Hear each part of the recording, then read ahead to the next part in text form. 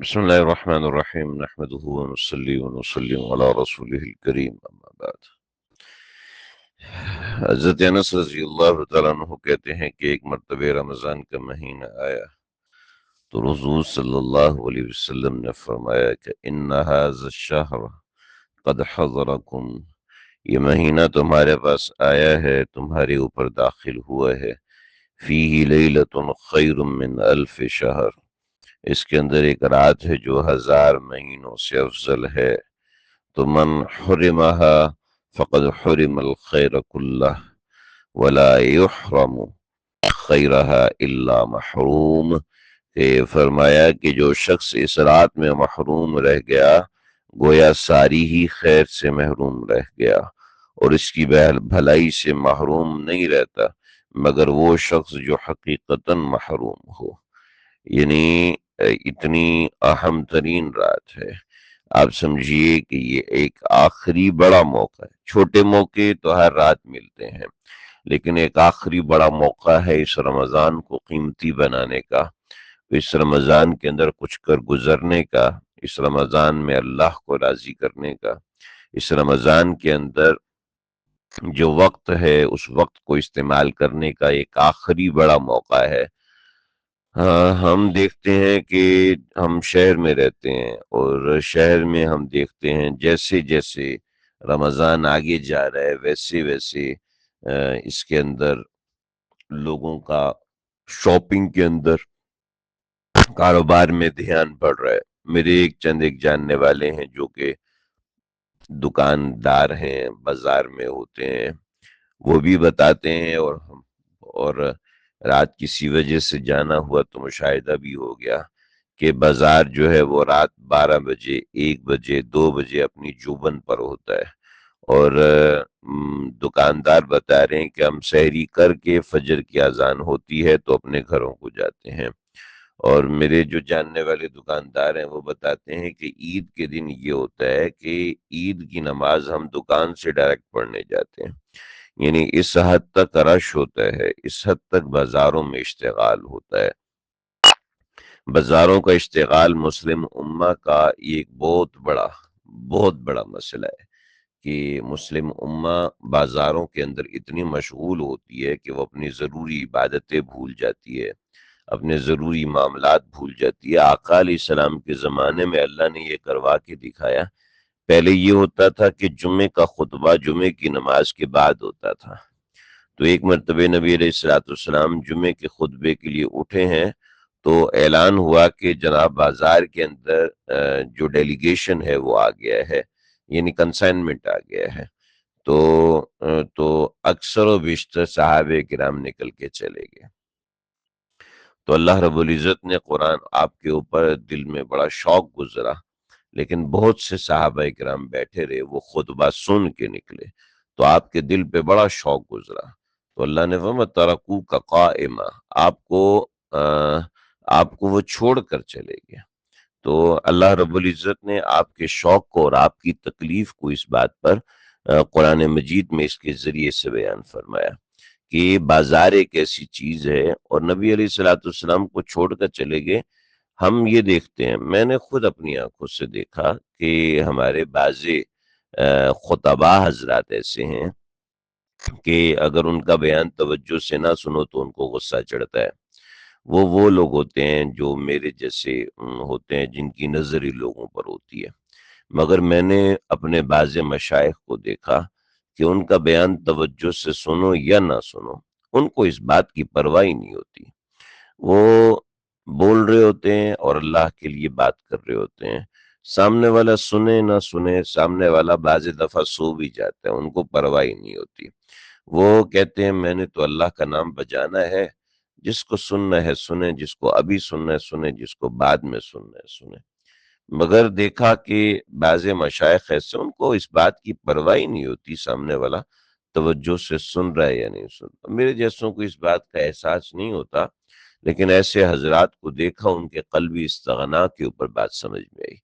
لیکن نبی علیہ السلام تو سب سے بڑھ کر ہے۔ پھر آپ علیہ السلام کو ان کے جانے سے تکلیف کیوں ہوئی؟ آپ کو تکلیف اس وجہ سے نہیں ہوئی کہ آپ کو چھوڑ کے چلے گئے، بلکہ تکلیف اس بات کی ہوئی کہ آپ صلی اللہ علیہ وسلم نے دیکھا کہ ان کا دین تباہ ہو رہا ہے، تو اس بات کا آقا علیہ الصلوۃ والسلام کو دکھ ہوا اور آپ کو رنج ہوا کہ ان کا اشتغال فی تجارت اتنا ہے، تو اس کی اصلاح ہوئی اور اصلاح کے ساتھ رعایت بھی ہوئی، اور صحابہ کرام کی اصلاح تو خود اللہ رب العزت نے فرمائی، بذریعہ رسالت فرمائی کہ ایسا اشتغال جو کہ ایسا تجارت کا اشتغال، چنانچہ پھر صحابہ کرام کے ساتھ جو معاملات سامنے آئے وہ ایسے کہ سارا کا سارا کنسائنمنٹ صدقہ کر دینا، اور یہ یعنی اشتغال فی تجارہ کا یہ حال تھا کہ وہ تھا بھی اللہ کے لیے، کوئی تھا بھی نہیں اپنی ذات کے لیے استعمال کرنا۔ تو لیکن ہمارا تو تجارت کے اندر اشتغال اور بازار میں ہماری دلچسپی اور بازاروں میں ہمارا ذوق بڑھتے جانا، یہ مستقل خطرے کی علامت ہے کہ بازاروں میں ہمارا اتنا مشغول ہو جانا کہ ہم جو خاص الخاص مواقع ہیں وہ خاص الخاص مواقع بھی ہم اپنے ہاتھوں سے گواتے جا رہے ہیں، اور خاص الخاص ترین مواقع ہمارے ہاتھوں سے نکلتے جا رہے ہیں۔ لہٰذا یہ ایک آخری موقع ہے۔ ہمارے ہاں آج 18واں روزہ ہے، اور یو اے ای اور اس طرح سعودی عرب وہاں پر 19واں روزہ ہے، تو ان کے مطابق کل رات سے اعتکاف شروع ہوگا، یعنی کل مغرب سے پہلے اعتکاف شروع ہوگا، اور ہمارا انشاءاللہ جمعے کے دن اعتکاف شروع ہوگا۔ جمعے کے دن مغرب سے پہلے پہلے مسجد کے اندر یکسو ہو کے بیٹھ جانا، اور خواتین کا اپنی اعتکاف گاہ میں یکسو ہو کے بیٹھ جانا، یہ اعتکاف کی ابتدا ہوگی۔ میں یہ کہوں گا کہ اگر آپ کے پاس فرصت بن رہی ہے تو سنت اعتکاف کیجئے، یہ سب سے بڑھ کر ہے۔ اگر فرصت نہیں بن رہی تو نفلی اعتکاف کیجئے، کہ اتنی بڑی عبادت کا موقع ہے یکسو ہو کر اللہ کے حضور بیٹھ جانا، کہ اعتکاف کہتے ہیں کونے کا پکڑ لینا۔ اعتکاف کہتے ہیں ایسے کہ جیسے کسی کے ہاں کوئی جرم ہو جاتا ہے